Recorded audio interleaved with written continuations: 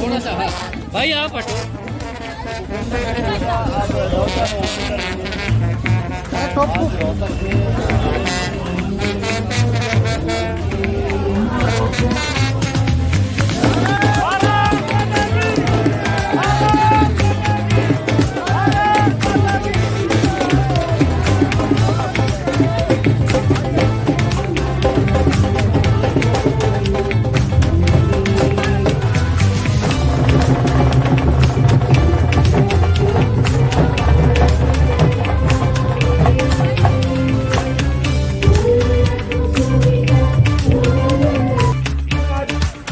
देश आजाद कर गया।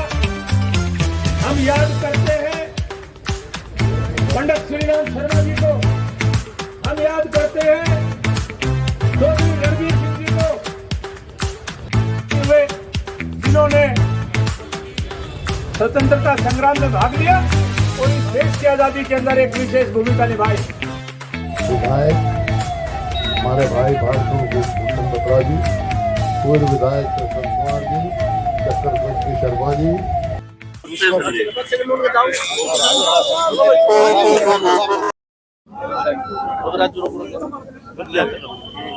अरे भाई शुरू ना भाई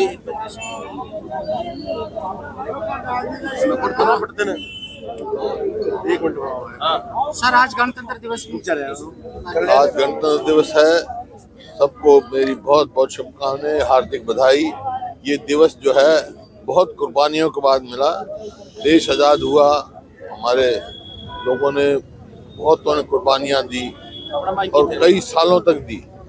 सबका बहुतों का नाम और गांव हमारे को पता है, उनकी क्या कुर्बानी थी वो पता है। लेकिन देश आज़ाद हुआ लाखों लोगों का जिनका गांव और नाम भी पता नहीं है, उनकी कुर्बानी भी थी। उनमें देश उनकी कुर्बानी से आज़ाद हुआ और 47 में आज़ाद हुआ।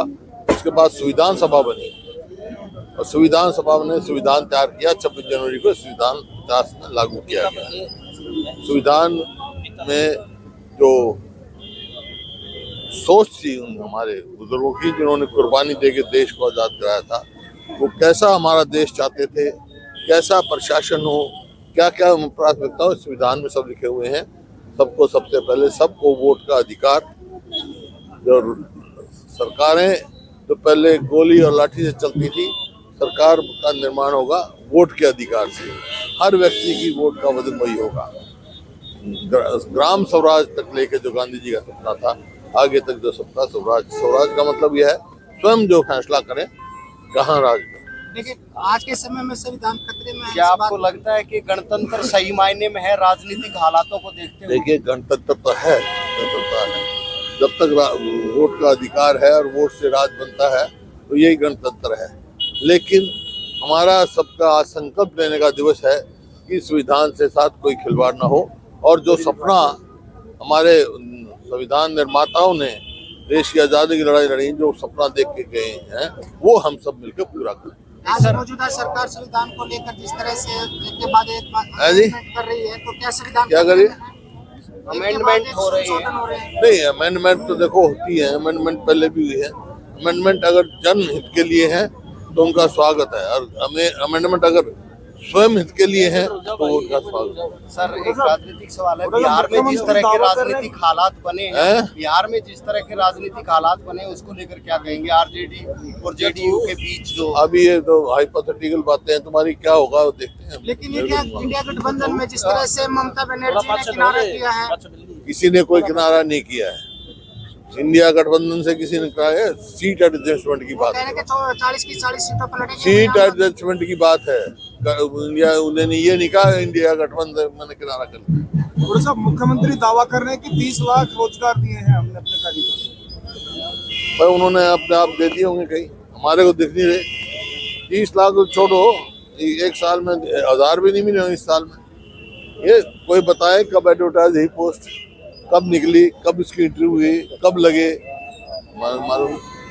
बल्कि जो जहां बेरोजगारी 2014 में जो 2.9 थी, वो 9 के करीब पहुंच गई, 9% के करीब पहुंच गई। आज हरियाणा के कुल टोटल कर्मचारी कितने, 30 लाख है क्या? टोटल कर्मचारी नहीं है 30 लाख। हाँ और सर जिस तरह से अभी राहुल गांधी पे एफआईआर दर्ज हुई है असम में, उसको लेकर किस तरह? है जी, असम में जो एफआईआर दर्ज हुई है राहुल गांधी के ऊपर, वो निंदनीय है जिस प्रकार से रोका जा रहा है। यही तो संविधान में प्रावधान था, सबको अपनी बात कहने का अधिकार है, सबको बोलने का अधिकार है, सबको प्रचार करने का अधिकार है, वो निंदनीय है। वही सुरक्षा देने से भी मना कर दिया गया था मुख्यमंत्री, निंदनीय है भाई, सुरक्षा देने से भी मना कर दिया था। क्या जाना तो मैं कह रहा हूँ ये निंदनीय है, निंदनीय है, उनका अधिकार है। आपने अभी अम्बेडकर जी की बात की, लेकिन आपके साथ में ही बिल्कुल एक स्टैचू बना हुआ है अम्बेडकर जी का, वहाँ पर किसी प्रकार की कोई सफाई व्यवस्था नहीं की गई है। हाँ, क्या हो गया? सफाई व्यवस्था किसी प्रकार की आज नहीं की गई है। जब ये स्वयं सेवा में लगे हुए हैं, उनको क्या? सर ईवीएम को लेकर हमेशा एक सवाल उठता है कि ईवीएम हैकिंग हो रही है, क्या ये सही है? है जी? ईवीएम को लेकर एक जनता के बीच में एक बर्बादी देखिए, सवाल इस बात का भी सही है, गलत तो मैं नहीं कह सकता हूँ, लेकिन जब ऐसे सवाल उठते हैं तो संतुष्टि करनी चाहिए लोगों को, इलेक्शन कमीशन को।